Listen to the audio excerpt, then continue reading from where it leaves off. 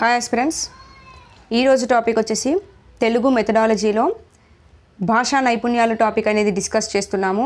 అందులో భాగంగా మనం LSRW అని చెప్పాను, భాషా నైపుణ్యాలు. అందులో లిజనింగ్ అంటే శ్రవణం అనేది నిన్నటి వీడియోలో పెట్టాను. ఈరోజు వచ్చేసి స్పీకింగ్ అంటే భాషణం అనే టాపిక్ని ఈరోజు డిస్కస్ చేస్తాము. ఎక్కువగా ఈ భాషా నైపుణ్యాలలో ఈ స్పీకింగ్, రీడింగ్ ఈ రెండింటిపైనే బిట్ అనేది ఎక్స్పెక్ట్ చేయొచ్చండి. ఆల్మోస్ట్ వీటిపైనే ప్రీవియస్లో కూడా బిట్స్ అనేవి ఫ్రేమ్ అయ్యాయి. సో ఈ టాపిక్ చాలా ఇంపార్టెంట్, చాలా పెద్ద టాపిక్. ఇందులో ఇంపార్టెంట్ పాయింట్స్ ఏమున్నాయి, ఎక్కువగా ఫోకస్ చేయాల్సిన పాయింట్స్ ఏమున్నాయి అనేవి మాత్రమే ఈ వీడియోలో డిస్కస్ చేస్తాము. ఇది వచ్చేసి డే 15 వీడియో అండి. ఆల్రెడీ డే 14 వీడియోస్ అనేవి అప్లోడ్ చేశాను. అవి కూడా డిఎస్సి సిలబస్లో ఏ విధంగా అయితే మెన్షన్ చేశాడో లైన్గా అదే విధంగా టాపిక్స్ అనేవి డిస్కస్ చేస్తున్నాము.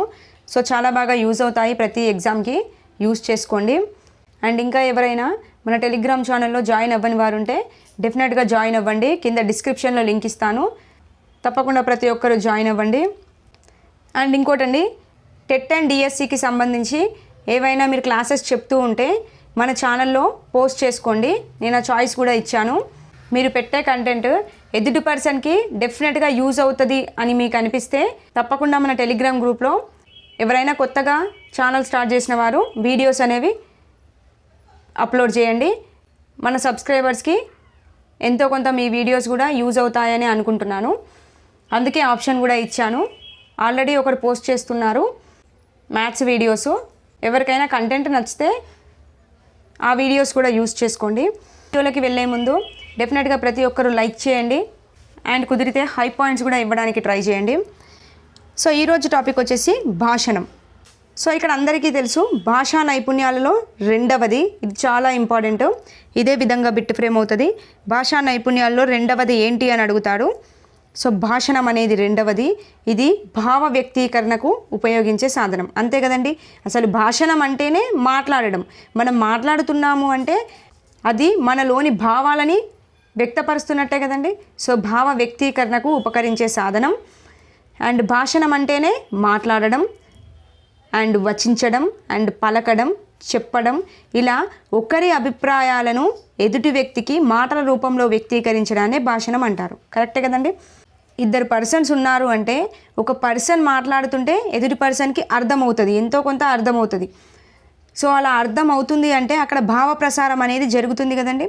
అంటే ఒకరి భావాలను ఇంకొకరికి భాష రూపంలో వ్యక్తం చేస్తున్నారు.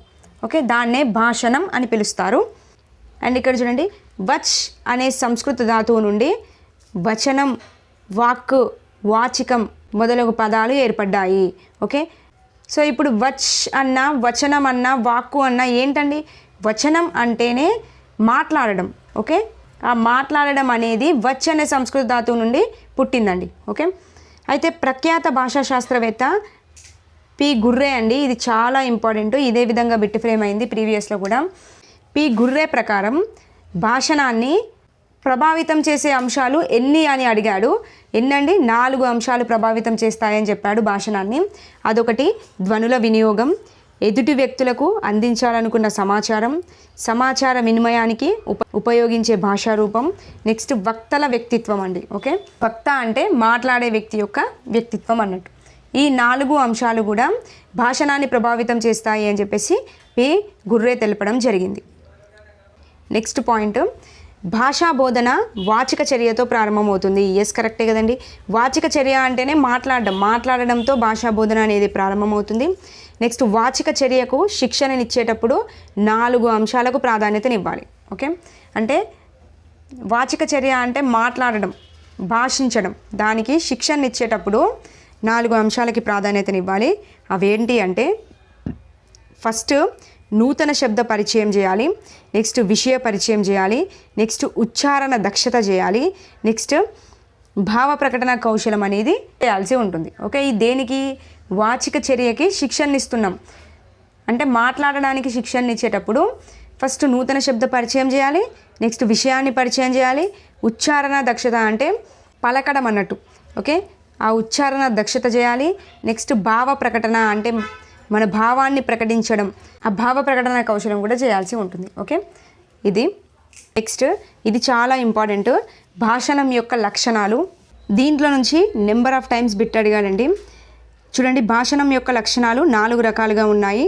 ఒకటి స్పష్టత, నెక్స్ట్ నిర్దుష్టత, నెక్స్ట్ నిర్దిష్టత, నెక్స్ట్ ధారాళత. వీటిని గుర్తుపెట్టుకోవడం కాదు, ఈ లోపల ఉన్న డెఫినేషన్ ఏంది అనేది చూసుకోవాలి. అంటే ఎగ్జాంపుల్గా నిర్దుష్టత అంటే ఏంటి తెలుసుకోవాలి. అదేవిధంగా బిట్ ఫ్రేమ్ అవుతుంది. చూద్దాం ఇప్పుడు. చూడండి, ఇక్కడ స్పష్టత అంటే ఏంటి అంటే ఉచ్చారణ అనేది స్పష్టంగా ఉండాలి. అంటే మనం మాట్లాడుతున్నాము అంటే ఆ పలికే పదాలు అనేవి స్పష్టంగా ఉండాలి అండ్ భావాలు అనేవి స్పష్టంగా ప్రకటించాలి. ఇది స్పష్టత కిందకి వస్తుంది. దాంట్లోనే ఉంది కదండి స్పష్టత అంటే స్పష్టంగా ఉండాలి. ఏమి స్పష్టంగా ఉండాలి? మనం మాట్లాడే మాట అనేది స్పష్టంగా ఉండాలి. నెక్స్ట్ నిర్దుష్టత. నిర్దుష్టత అంటే దోషరహితంగా ఉండాలి. అంటే భాషను మాట్లాడేటప్పుడు ఆ భాష అనేది దోషరహితంగా ఉండాలి. అలా దోషరహితంగా ఉంటే దానికి నిర్దుష్టత అనే లక్షణం ఉన్నట్టు.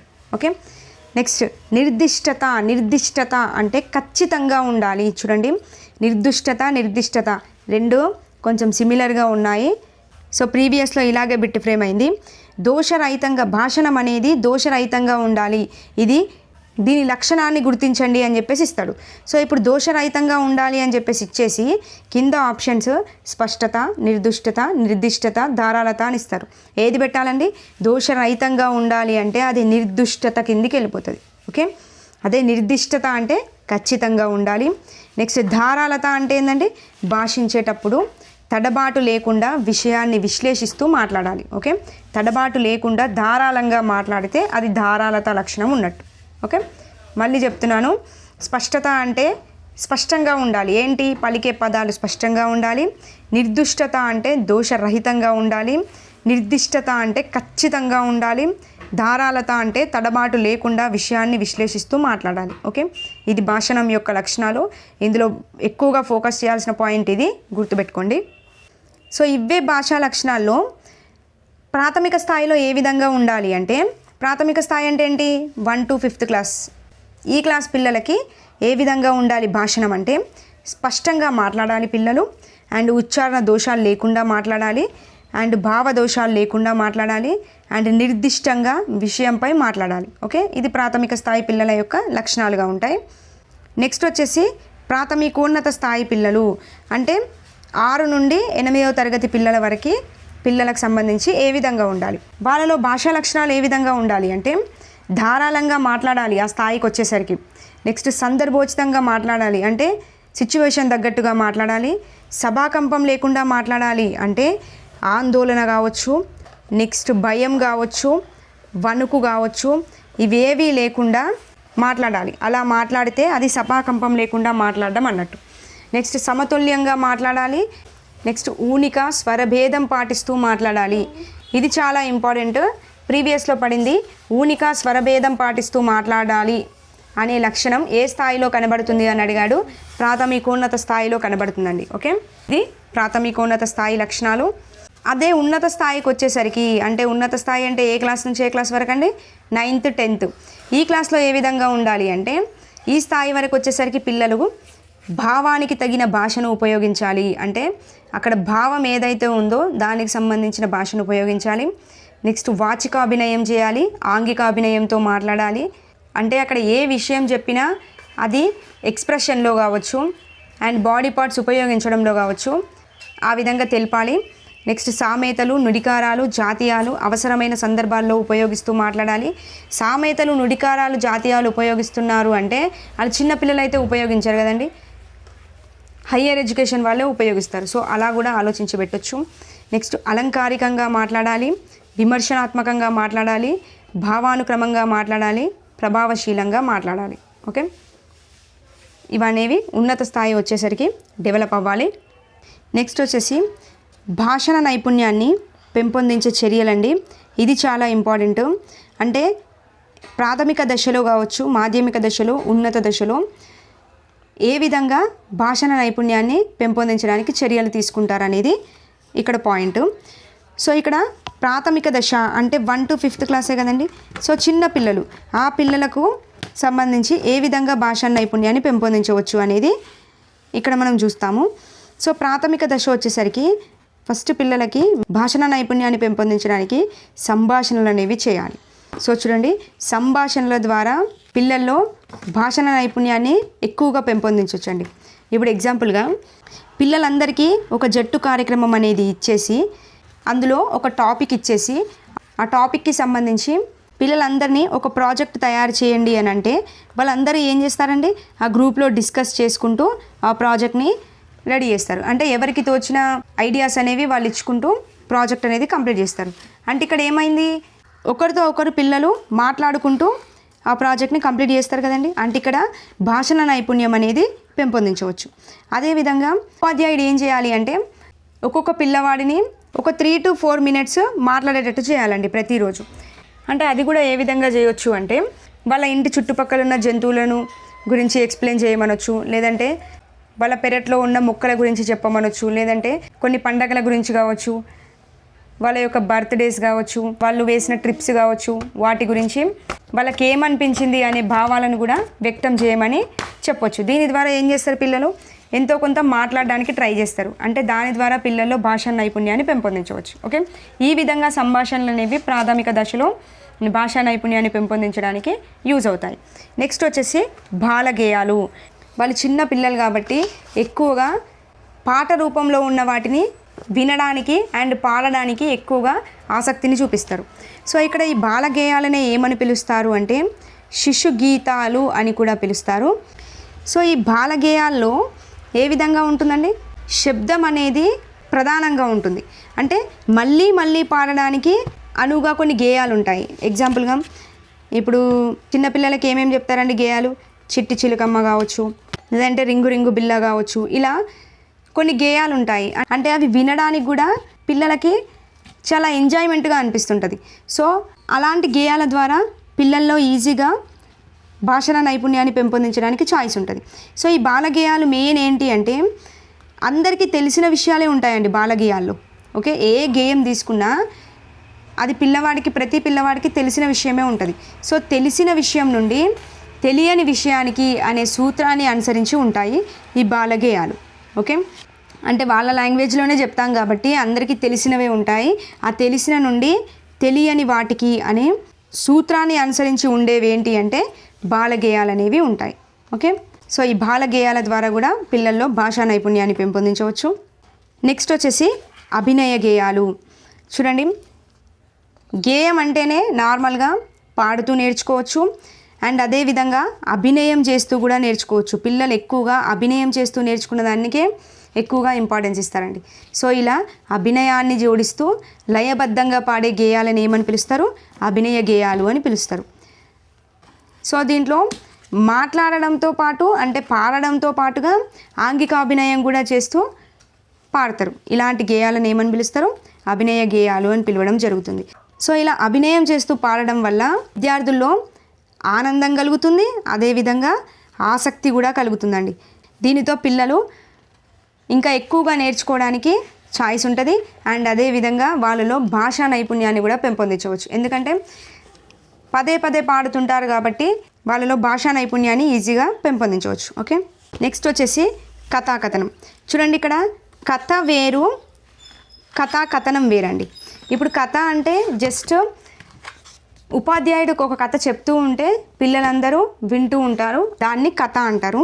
మరి కథాకథనం అంటే ఏంటంటే ఉపాధ్యాయుడు ఒక కథను చెప్తాడు కదండి, ఆ కథను చెప్పిన తర్వాత పిల్లలు ఏం చేస్తారు అంటే దాన్ని మళ్ళీ తిరిగి చెప్పాలన్నట్టు. ఓకే, ఉపాధ్యాయుడు కథలను చెప్పి తర్వాత పిల్లల చేత తిరిగి చెప్పించడాన్నే కథాకథన పద్ధతి అంటారు.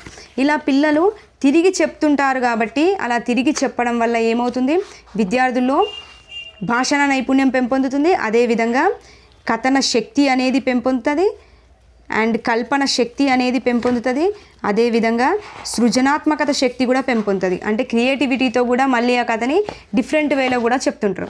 ఇలా సృజనాత్మకత కూడా పెంపొందడానికి ఛాయిస్ ఉంటుంది. ఓకే, ఇది కథాకథనం. కథాకథనం అంటే ఏం లేదు, ఉపాధ్యాయుడు చెప్పిన కథలను పిల్లల చేత తిరిగి చెప్పించడాన్నే కథాకథనం అంటారు. ఓకే, నెక్స్ట్ వచ్చేసి భాషా క్రీడలు.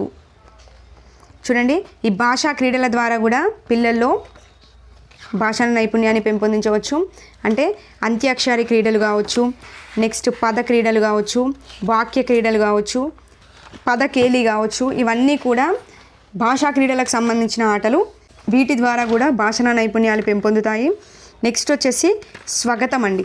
స్వాగతం అంటే అందరికీ తెలిసిందే కదండి. అంటే తనను గురించి తాను తెలుపుకోవడమే స్వాగతం, అంతే కదండి. ఒకరి గురించి సెల్ఫ్ ఇంట్రడక్షన్ చెప్పుకోవడం అంటే తన గురించి తానే మాట్లాడడం, ఇలా మాట్లాడితే అది స్వాగతం అవుతుంది. అంటే పిల్లలు తన జీవితాన్ని గురించి కావచ్చు, తన జీవితంలో జరిగిన విషయాలను గురించి కావచ్చు, జరుగుతున్న విషయాలు, జరగబోయే విషయాలు, వీటన్నింటినీ మాట్లాడడానికి స్వేచ్ఛ అనేది ఇస్తే దాని ద్వారా పిల్లల్లో భాషా నైపుణ్యం అనేది పెంపొందుతుంది. ఇలా పిల్లలు తన గురించి తాను మాట్లాడేటప్పుడు పిల్లల్లో ఆలోచన శక్తి కూడా పెంపొందుతుందండి. ఓకే, ఈ విధంగా ఈ 6 కార్యక్రమాల ద్వారా ప్రాథమిక దశలో ఉన్న పిల్లల్లో భాషా నైపుణ్యాన్ని పెంపొందించవచ్చు. ఓకే, గుర్తుపెట్టుకోండి. సంభాషణలు, బాలగేయాలు, అభినయ గేయాలు, కథాకథనం, భాషా క్రీడలు, స్వాగతం. ఇదే విధంగా బిట్ ఫ్రేమ్ అవుతుంది. ప్రీవియస్లో ఈ బిట్ అడిగాడు, బాలగేయాల ద్వారా ఏ నైపుణ్యాన్ని పెంపొందించవచ్చు అని అడిగారు. పఠనం, భాషణం, లేఖనం అని చెప్పేసి ఇస్తాడు. సో భాషణ నైపుణ్యాన్ని పెంపొందించవచ్చు. ఓకే, అందుకే ప్రతి ఒక్క హెడ్డింగ్ మెన్షన్ చేశాను, చూసుకోండి. నెక్స్ట్ వచ్చేసి మాధ్యమిక దశ. మాధ్యమిక దశ అంటే ఏం చెప్పాను, 6th to 8th క్లాసు. ఈ దశ పిల్లల్లో ఏ విధంగా భాషా నైపుణ్యాన్ని పెంపొందించవచ్చు అని చూసినట్లయితే ఫస్ట్ వచ్చేసి నాటకీకరణం అండి. ఈ నాటకీకరణ యొక్క ప్రధాన ఉద్దేశమే భాషణాభివృద్ధి అండి. ఓకే, అంటే మాట్లాడడాన్ని పెంపొందించడానికి ఎక్కువగా యూజ్ చేసేది నాటకీకరణం. అంటే ఏదైనా ఒక సన్నివేశాన్ని తీసుకొని ఆ సన్నివేశాన్ని విద్యార్థులతో నాటకం రూపంలో ప్రదర్శింపజేయడం వల్ల ప్రతి విద్యార్థి ఆ నాటకానికి సంబంధించి ప్రతి విషయాన్ని కూడా మాట్లాడతారు. సో దీని ద్వారా పిల్లల్లో భాషణాన్ని పెంపొందించవచ్చు. నెక్స్ట్ వచ్చేసి వర్ణించడం. అంటే ఏదైనా ఒక సన్నివేశం గురించి కావచ్చు, లేదంటే పాఠశాల కార్యక్రమాల గురించి కావచ్చు, లేదంటే విహారయాత్రల గురించి కావచ్చు, లేదంటే విజ్ఞాన యాత్రల గురించి కావచ్చు, మొదలగు విషయాల గురించి వర్ణించి చెప్పాలి పిల్లలు. అలా వర్ణించి చెప్పడం ద్వారా కూడా పిల్లల్లో భాషణ నైపుణ్యాన్ని పెంపొందించవచ్చు. ఓకే, సో మాధ్యమిక దశలో 2 ఉంటాయి, నాటకీకరణం ఒకటి, వర్ణించడం ఒకటి. నెక్స్ట్ వచ్చేసి ఉక్త రచన.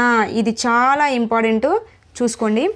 ఉక్త రచన అంటే ఏంటి అంటే ఉక్తి అంటే మాట, రచన అంటే కూర్పు అండి. ఓకే, దీన్నే వక్తృత్వ శిక్షణ అని కూడా పిలుస్తారు. సో నేమ్స్ గుర్తుపెట్టుకోవాలి. ఉక్త రచన అన్న వక్తృత్వ శిక్షణ అన్న ఒకటే. ఉక్తి అంటే మాట, రచన అంటే కూర్పు. అంటే మాటల యొక్క కూర్పే ఉక్త రచన అని పిలుస్తారు. దీన్ని పర్టికులర్గా గుర్తుపెట్టుకోవాలి అంటే మనకు తెలిసిన మాటల్లో అయితే స్పీచ్ అండి. ఓకే, స్పీచ్ అంటే మాట్లాడడమే కదండి. సో ఇలాంటి మాటల యొక్క కూర్పునే ఉక్త రచన అని పిలుస్తారు. చూడండి, వక్తృత్వం అన్న మాట్లాడడమే.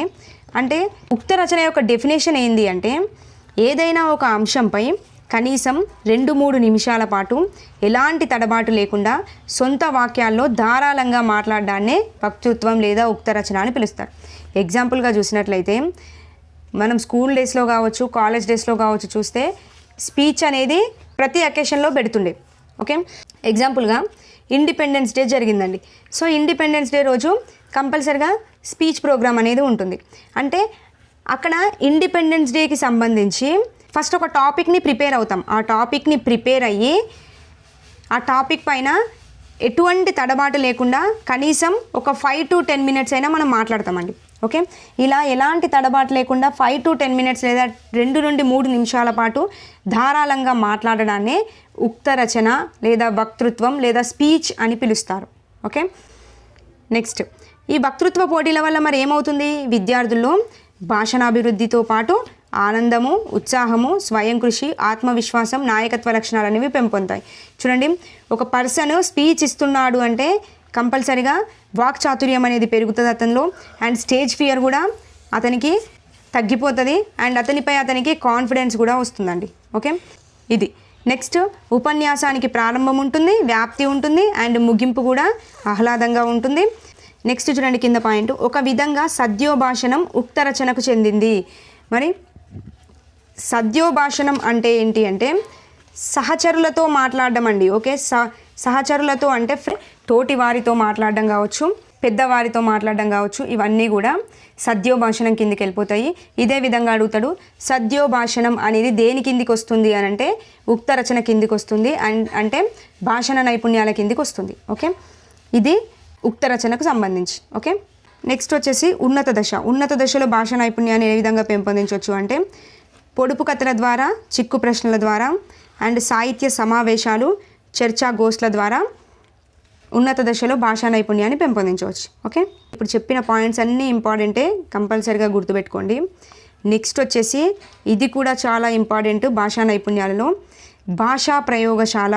దీని నుంచి నెంబర్ ఆఫ్ టైమ్స్ బిట్ పడింది. ప్రతి బిట్ని కూడా నేను సపరేట్గా వీడియో చేస్తాను.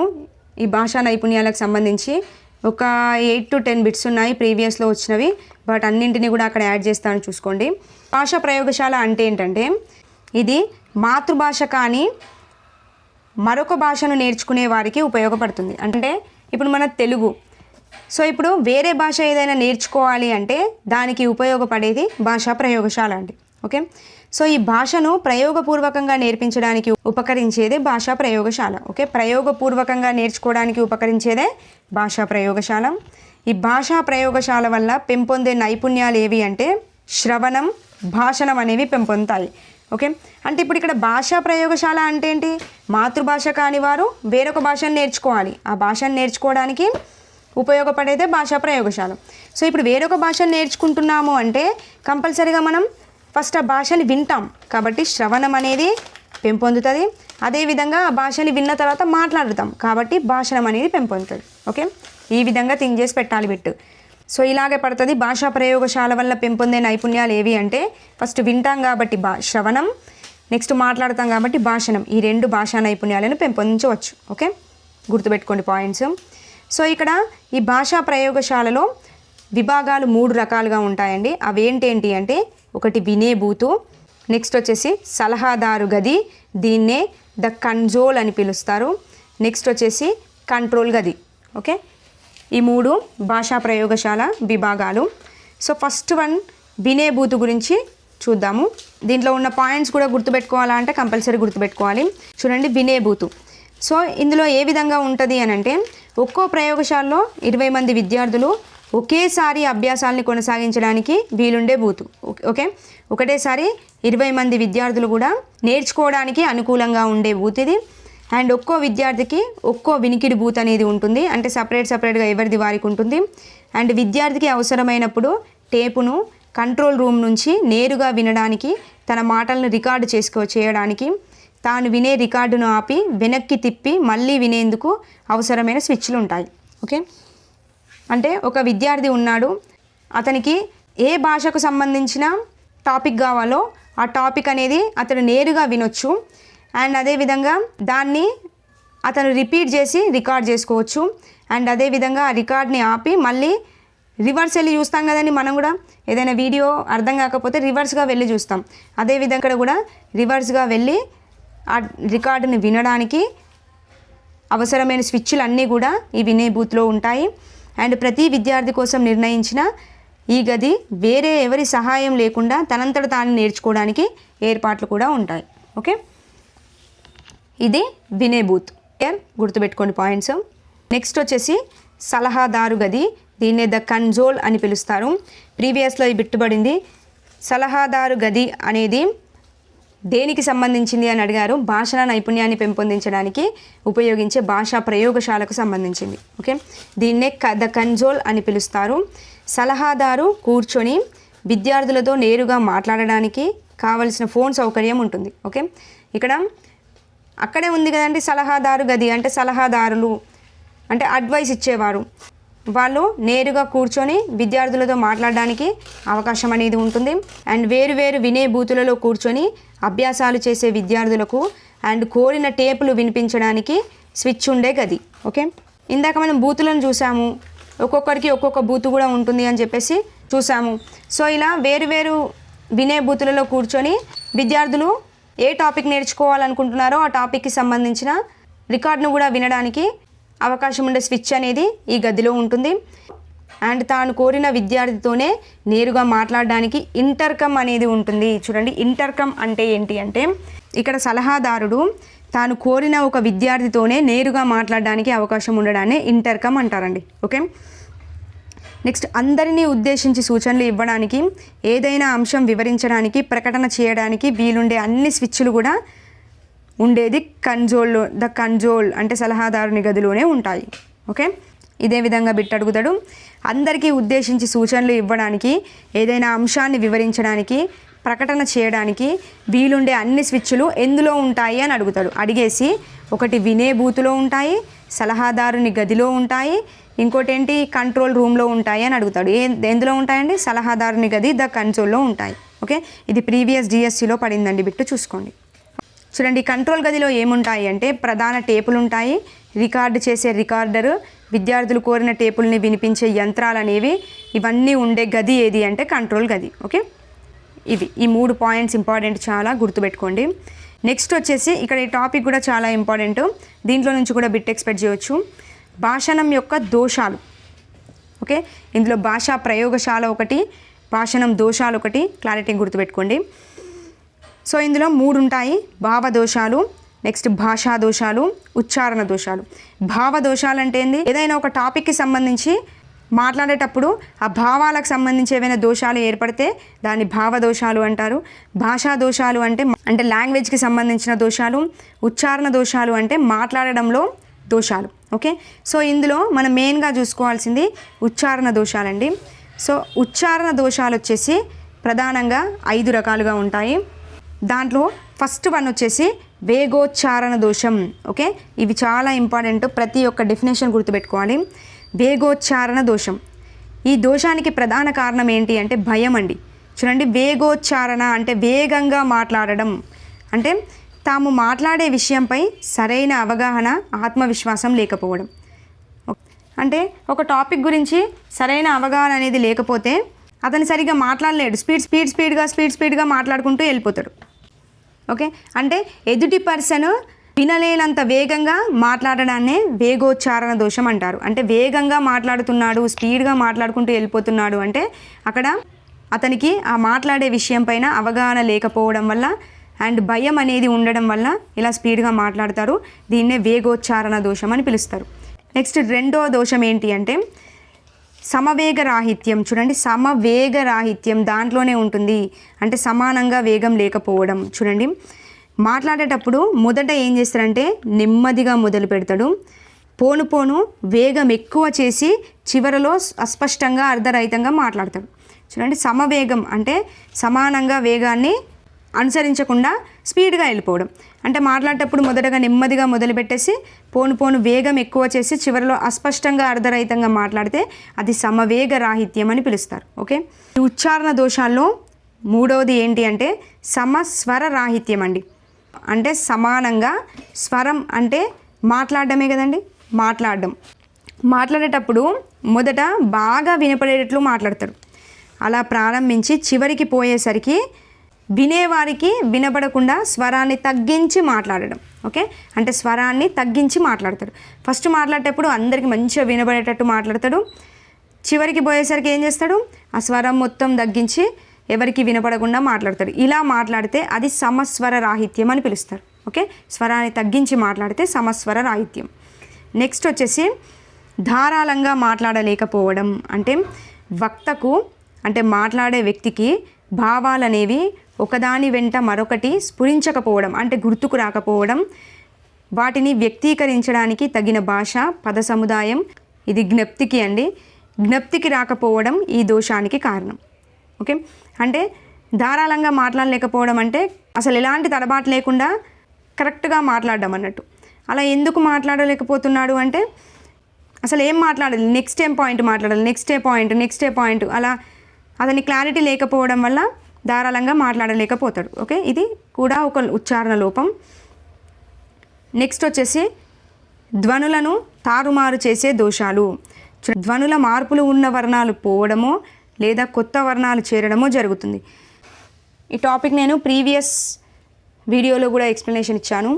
అంటే ఏంటి అంటే ధ్వనుల తారుమారు అంటే ఎగ్జాంపుల్గా అచ్చులకు బదులుగా హల్లులు పలకడం కావచ్చు, హల్లుకు బదులుగా అచ్చులు పలకడం, మహాప్రాణాలకు బదులుగా అల్ప ప్రాణాలు పలకడం, అల్ప ప్రాణాలకు బదులుగా మహాప్రాణాలు పలకడం, లేదంటే సంయుక్తాక్షరాలకు బదులుగా ద్విత్వాక్షరాలు పలకడం, ఇలా పలికితే ధ్వనుల తారుమారు చేసే దోషాలని పిలుస్తారు. ఓకే, ఇవ్వండి. సో ఇందులో చెప్పిన ప్రతి పాయింట్ ఇంపార్టెంటే. ఈ టాపిక్ నుండి డెఫినెట్గా బిట్ అనేది ఎక్స్పెక్ట్ చేయొచ్చు. కాబట్టి ప్రతి ఒక్కరూ క్లారిటీగా చూసుకోండి. వీడియో ప్రతి ఒక్కరికి అండర్స్టాండ్ అయిందని అనుకుంటున్నాను. సో నెక్స్ట్ వీడియోలో మళ్ళీ కలుద్దాం. థ్యాంక్ యూ అండి. Thank you for watching.